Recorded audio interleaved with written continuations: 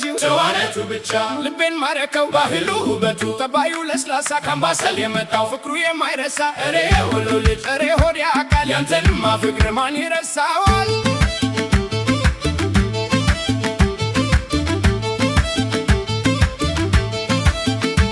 ደሴና ኮምቦልቻና ቋርጦ መጣ ልቤን በፍቅሩ ማረከው በገታ ቃል አይገፋም እርሱ እምነት አያጎድል በፈገግታው ብቻ ሰላም ያወርዳል ቃሉ እንደማር የጣፈጠ የወለው ጎበዝ ፍቅሩ ልብ ውስጥ የገባ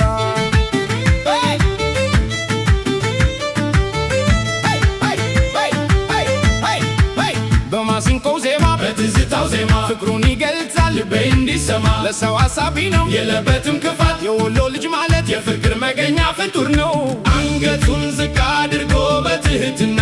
ማርኮኛል በባህሉ በልዩ ፍቅሩ ገና